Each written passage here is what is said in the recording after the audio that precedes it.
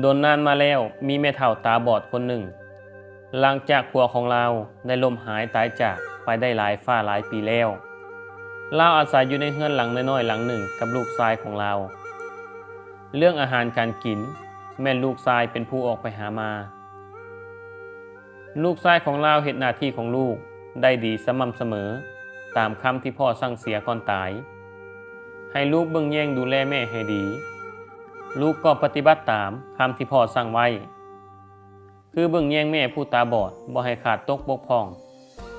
ส่วนเวียกเฮือนการซานบางทีแม่ก็ช่วยจัดแจงแบ่งเบาเท่าที่จะเฮ็ดได้แต่โดยความเป็นห่วงของลูกชาย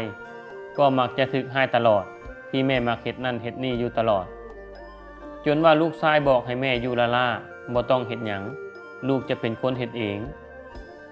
ห้ามเฮ็ดเวียกเฮือนการซานจัดแจงแต่งหยังทั้งนั้นเพราะลูกชายสิเป็นคนเฮ็ดเองสองแม่ลูกก็ดำรงชีวิตแบบนี้ตลอดมาหลายปีผ่านไปลูกชายก็ได้ไปพบกับหญิงสาวคนหนึ่งในหมู่บ้านของตนซึ่งเป็นคนหน้าตาดีและจบงามทั้งสองได้เกิดความหักระหว่างกันขึ้นแบบไววาจนในที่สุดลูกชายก็ได้บอกแม่ว่าตนได้พบหักกับหญิงสาวคนหนึ่งอยากได้นางมาอยู่นำจึงได้ไปเว้ากับแม่ว่าตนเองก็ใหญ่เป็นบ่าวแล้วคิดอยากแต่งดองของเฮือนแล้วตอนนี้ตนเองได้พบหักกับหญิงคนหนึ่งในหมู่บ้านพวกตนหักกันดีอยากให้แม่สู้ขอเอานางมาเป็นเมียให้เมื่อผู้เป็นแม่ได้ยินแนวนั้นผู้เป็นแม่ก็บ่คัดขืนใจลูกแต่อย่างใดจึงได้จัดงานกินดองของเฮือนให้ลูกชายของตนตามสมควรเมื่อลูกชายมีเมียแล้วทั้ง3คนก็อาศัยอยู่นำกันเป็นครอบครัวเดียวกันเพราะเกรงว่าถ้าตนกับเมียย้ายออกไปแล้วก็จะบ่มีไผดูแลแม่ของตนลูกชายก็ยังดูแลแม่ตาบอดของเราเป็นอย่างดีตลอดมาแต่เมื่อเวลาผ่านไปได้หลายปีปัญหาสงครามระหว่างแม่ผัวกับลูกไผ่ก็ได้เริ่มต้นขึ้นโดยที่ลูกชายบ่ได้ฮู้เรื่องราวอย่างเลยแต่ถ้าจะว่าสงครามก็คงจะบ่ถึกเต็มร้อย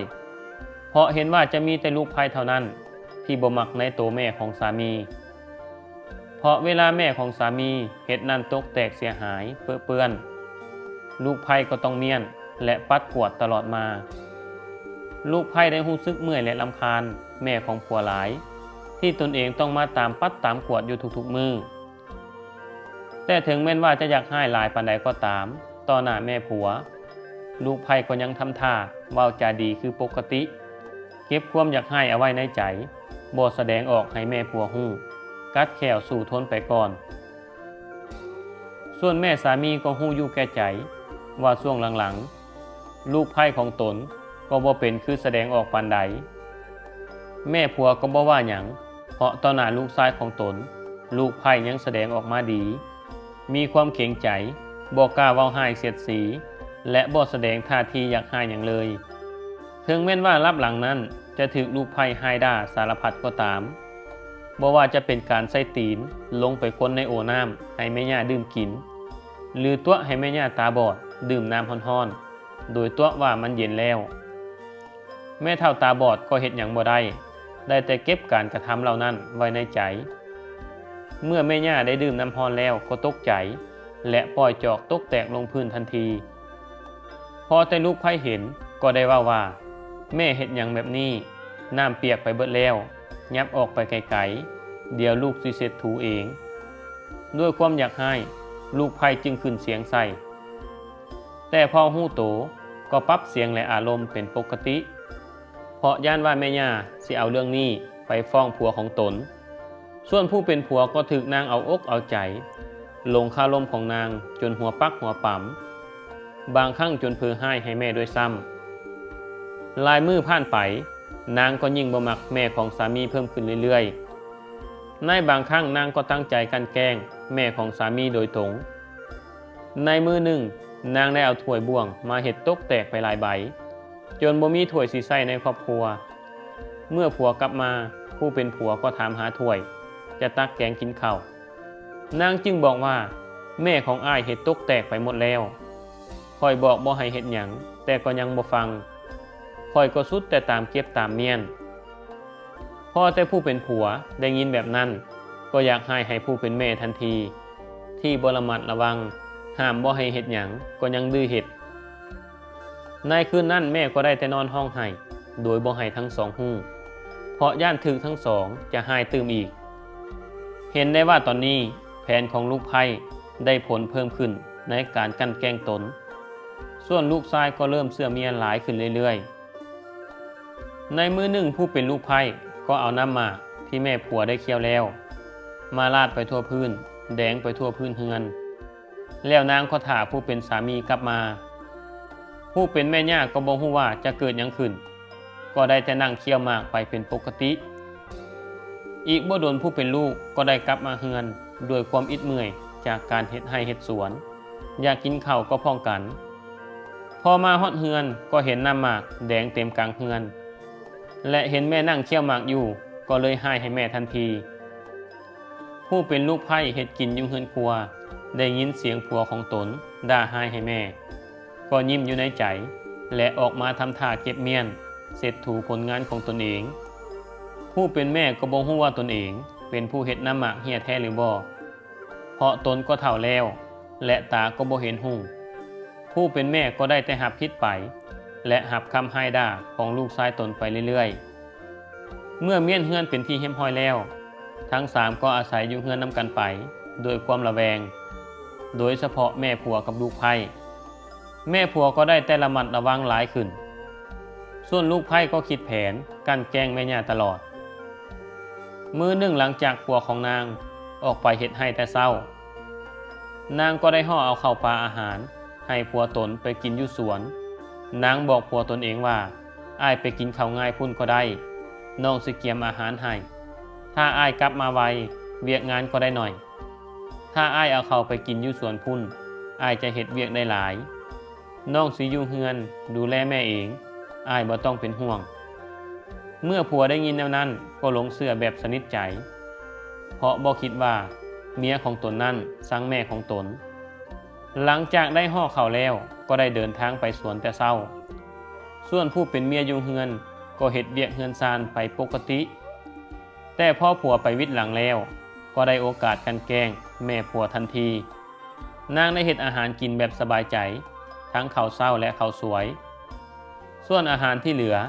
นางก็นำไปเกลือเป็ดเกลือไก่สบายใจปล่อยให้แม่ผัวอดหิวหมดมือยังบ่พอยังให้แม่ผัวไปล้างถ้วยล้างจานที่นางกินอีกด้วยแม่เฒ่าตาบอดบ่กล้าเว้าหยัง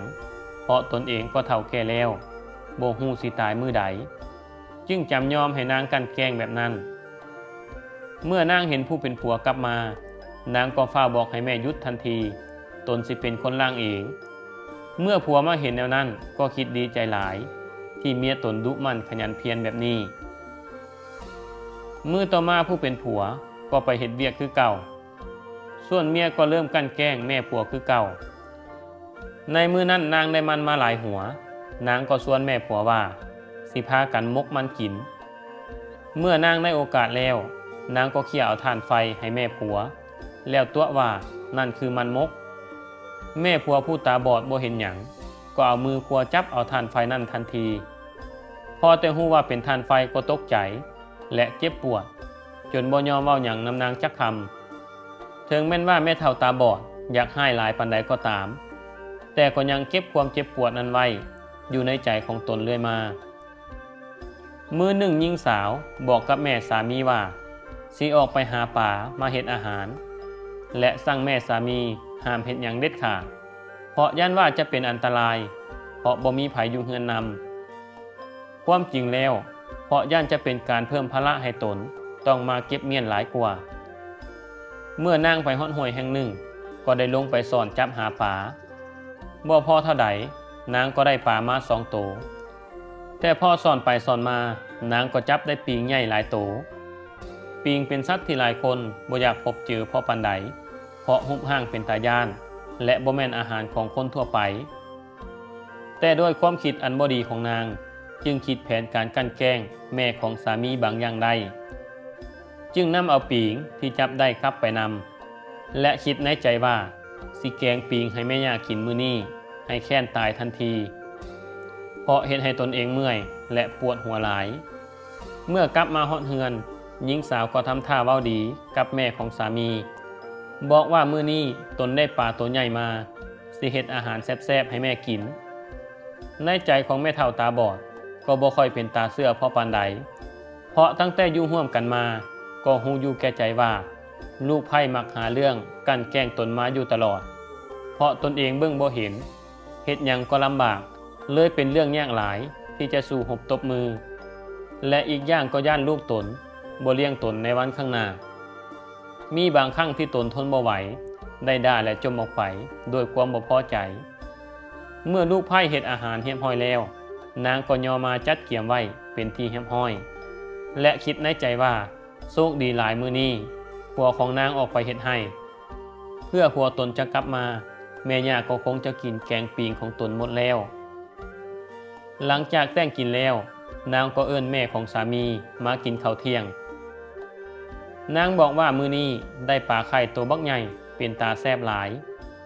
นางได้จงไว้ให้ผัวครึ่งหนึ่งให้แม่อีกครึ่งหนึ่งทำอิฐแม่เฒ่าตาบอดก็บ่กล้ากินเพราะบ่ฮู้ว่านางสิมาลายใดแต่ก็อดทนต่อความสำออยของลูกไผ่บ่ไหวและแกงก็หอมดีแม่เฒ่าตาบอดจึงลองซิมเบิ่งปรากฏว่าแกงก็มีรสชาติแซ่บดีแม่เฒ่าตาบอดก็คิดในใจว่าบางที่ตนเองก็คิดระแวงหลายเกินไปก็มีจึงลงมือตักแกงปิงมาสดทันทีพอแต่ตักปิงมากินก็คิดในใจว่าเป็นหยังเนื้อป่าคือมาเหนียวแท้ได้แต่ถามลูกไผ่ไปว่าอีนางต้มเปื่อยหรือยังป่าหยังคือมาหยาบแท้นางก็ตอบแม่ย่าไปว่าแม่เฒ่าแก่แล้วเนื้อเหี่ยวดังยานแควสิย่ำก็บ่คือยังน้อยค่อยๆกินไปนั่นล่ะแม่เฒ่าตาบอดก็คิดในใจว่าถึงแม่นตนสิเฒ่าและตาบอดแต่ก็มั่นใจว่าบ่ถึงขั้นสิย่ำชิ้นป่าบ่ได้แต่ก็เพราะว่าตนเองเบิ่งบ่เห็นบ่อยากเว้าหลายใส่หายไผในระหว่างที่กำลังกินอยู่นั่นก็นึกแล้วนึกอีกว่าสิ่งที่กำลังเคี่ยวอยู่นั่นมันเหนียวๆคุ้นๆคืออีหยังบางอย่างแต่ผู้เป็นแม่ตาบอดก็ยังอดเคี่ยวต่อไปบ่พอเท่าใดผู้เป็นลูกชายก็กลับมาจากการเฮ็ดไร่เฮ็ดสวนจึงพบเห็นว่าแม่กำลังกินข้าวอยู่เลยย่างเข้าไปนั่งอยู่ใกล้ๆปรากฏเห็นว่าแม่กำลังกินปิงอยู่เลยเอิ้นถามเมียว่าเจ้าเอาปิงให้แม่กินเฮ็ดหยังพอแต่แม่ได้ยินก็คายออกทันทีและเว้าขึ้นด้วยความตกใจว่านี่แม่นหยังนี่แกงปิงแม่นบ่มึงแกงปิงให้กูกินแม่นบ่เมื่อฮู้ว่าสิ่งที่ตนกลืนลงไปนั่นมันคือหยังแม่เฒ่าตาบอดก็รู้สึกอยากหากท่มน้ำลายคายน้ำมูกออกมาทันที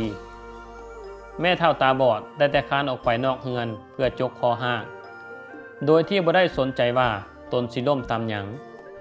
แม่เฒ่าตาบอดจกคอหากจนหมดแรงในใจก็ได้แต่ปล่อยด่าลูกไผ่เจ็บแค้นฝังใจที่ลูกไผ่ได้กันแกล้งเหยียบหยามแบบนี้นับตั้งแต่มื้อนั้นเป็นต้นมาแม่เฒ่าตาบอดก็บ่ไว้ใจหญิงสาวและบ่ให้หาข้าวปลาอาหารให้อีกหากยังว่าไว้ใจหญิงสั่วงูผิดตนนั้นก็บ่ฮู้ว่าตนเองสิตายมื้อใดหลายมื้อต่อมาแม่เฒ่าตาบอดก็ได้ล้มป่วยเมื่อก่อนก็แข็งแรงดีบ่มีการเจ็บป่วยมาก่อนแต่มามื้อนี้แม่เฒ่าตาบอดก็ล้มป่วยขึ้นมากระทันหันแบบน่าตกใจจนลูกชายทำใจไว้แล้วว่าจังใดแม่ตนก็คงจะบ่รอดแน่นอนแม่เฒ่าตาบอดล้มป่วยนอนอยู่เฮือนส่วนลูกไผ่ก็ยิ่งดีใจที่แม่ย่าล้มป่วยอยู่แบบนี้แม่ย่าล้มป่วยอยู่ลูกไผ่ก็ยังคิดหาแผนการแกล้งมาเรื่อยๆย้อนความอิจฉาและความน่ารำคาญของแม่ผัวบวกกับความชั่วในจิตใจของนางจึงเฮ็ดให้สงครามครั้งนี้ยังบ่จบสิ้นกันง่ายๆนางได้กั้นแกล้งแม่ผัวผู้ตาบอดและเจ็บป่วยอยู่นั้นมาเรื่อยๆจนในที่สุดแม่เฒ่าตาบอดก็สิ้นใจตายทุกคนที่อยู่ใกล้ชิดก็พากันร้องไห้ห่ำไห้นำแม่เฒ่าตาบอดลูกไผ่ก็ทำท่าให้เพื่อเอาใจของผัวนางและให้ฮู้ว่าตนเองก็มีความอาลัยอาวรณ์นำแม่ย่าของตนคือกันนางคิดในใจแต่ว่าอีกบ่โดนผัวของตนก็คงสิทำใจได้เองพ เพราะแม่สามีก็เท่าหลายเกินที่สิใช้ชีวิตต่อแล้วอยู่ไปก็เป็นภาระละล่าหมดเวรหมดกรรมกันได้ก็ดี ผู้เป็นลูกชายก็ได้จัดงานศพให้แม่ตามสมควรเป็นเวลาหลายมื้อหลังจากเฮ็ดพิธีต่างๆเรียบร้อยแล้วฮอดเวลาที่จะต้องย้ายโลงศพไปไว้อยู่วัดเพื่อเฮ็ดพิธีต่อไปแต่เรื่องน่าประหลาดใจก็เริ่มเกิดขึ้นเมื่อบ่มีไผสามารถยกโลงศพของแม่เฒ่าตาบอดไปได้จักคนแม้แต่ผู้ชายผู้แข็งแรงหลายคนพากันมายกก็ยังบ่สามารถยกโลงศพเราไปได้เหลือเพียงแต่ลูกไผ่ยังบ่ทันลองยกเบิ่งหลายคนหมดปัญญาแล้วเฮ็ดพิธีไหว้วอนขอขมาก็เฮ็ดมาหลายวิธีแล้วพอแต่นางได้ยินหลายคนบอกนางก็ตอบว่าเป็นไปบ่ได้ดอกเพราะผู้ชายห่างใหญ่หลายคนก็ยังยกบ่ขึ้นตนสิยกไปได้จังไดแต่ผัวของนางก็บอกว่าบ่ลองบ่ฮู้เพราะทุกคนมาในงานก็ลองยกเบิ่งเบิดแล้วพอผัวของนางว่าจบนางก็ได้แต่คิดในใจว่าขนาดตายไปแล้วยังเป็นภาระให้คนอื่นอีกในที่สุดนางก็จำใจย่างไปหาโลงศพของแม่ย่าเมื่อด่าและสาปแช่งแม่สามีในใจแล้วก็ยกโลงศพขึ้นใส่บ่าของตนเองปรากฏว่านางสามารถยกขึ้นได้ทุกคนในหมู่บ้านรวมทั้งตนเองและสามีก็อดที่สิประหลาดใจบ่ได้เพราะนางบ่ได้ออกแรงพอปานใดก็สามารถยกขึ้นได้แล้วแม้นว่าทุกคนสิประหลาดใจในเรื่องนี้แต่เสียเวลาไปหลายแล้วจึงได้พากันเคลื่อนย้ายศพออกไปวัดเมื่อมาฮอดวัดแล้วฮอดเวลาสิวางศพลงใส่กองฟืนเรื่องประหลาดใจก็เกิดขึ้นอีกเมื่อหญิงสาวบ่สามารถวางลงศพของแม่สามีลงได้บ่ว่าจะใช้วิธีใดก็ตามนางก็บ่สามารถวางลงศพลงได้คือกับว่ามีกาวเหนียวๆติดเอาไว้หญิงสาวก็เริ่มอิดเมื่อยขึ้นมาเพราะเริ่มทนต่อน้ำหนักของโลงศพบ่ไหวทั้งรู้สึกตกใจที่ต้องติดอยู่แบบนี้หลายคนก็ได้แต่หาวิธีช่วยแนะนำให้หมุนแห้งๆวางถิ่มลงเลยแต่โซ่ก็บ่เข้าข้างนางเลยเพราะในขณะที่นางหมุนแกล้งโลงศพนั้นด้วยที่น้ำหนักของโลงศพนางก็บ่สามารถอดทนแบกไว้ได้เฮ็ดให้นางเสียหลักล้มลงทับกองฟืนผู้เป็นผัวและชาวบ้านก็คิดในใจว่าแม่เฒ่าตาบอดอยากได้นางไปอยู่นำนางก็ว่าพวกเจ้าเว้าบ้าหยังกันฟ้าวมาช่วยค่อยแด่ผู้เป็นผัวก็ว่าพ่อก็ตายจากแต่น้อยๆมาบัดนี้แม่ผู้ตาบอดก็ล้มหายตายจากตนไปเมียผู้ตนหักก็เป็นแบบนี้ที่ผ่านมาก็ฮู้ว่าเมียของตนกลั่นแกล้งแม่ของตนมาตลอดด้วยเหตุผลใดจึงจะต้องช่วยถ้าหากข่อยแท้แต่เป็นหยังต้องฆ่าแม่ของข่อยถ้าเจ้าวางโลงศพลงบ่ได้ก็เผาไปพร้อมแม่ข่อยเลยแล้วผู้เป็นผัวก็บอกให้ผู้เฒ่าแถวนั้นว่าเฮ็ดพิธีเลยแม่ตนและเมียตนอยากพักผ่อนแล้วจากนั้นชายหนุ่มก็ย่างจากไปโดยที่บ่ได้หันหน้ามาเบิ่งเลยแม้แต่น้อยเดียวหญิงสาวได้แต่ห้องไห้ตามหลังสามีและคิดเห็นแต่กรรมที่ตนกระทำกับแม่สามีสารพัดที่ผ่านมาเพื่อจะคิดได้มันก็ทราบไปแล้วชาวบ้านได้แต่ยืนเบิ่งด้วยความน่าสมเพชเวทนากับการกระทำของนางที่ผ่านมาเพราะคนในหมู่บ้านก็ฮู้ว่านางเป็นคนแบบใดปฏิบัติตนแบบใดถึงแม้นอยากสิช่วยก็บ่ฮู้สิช่วยแบบใดขณะผัวของนาง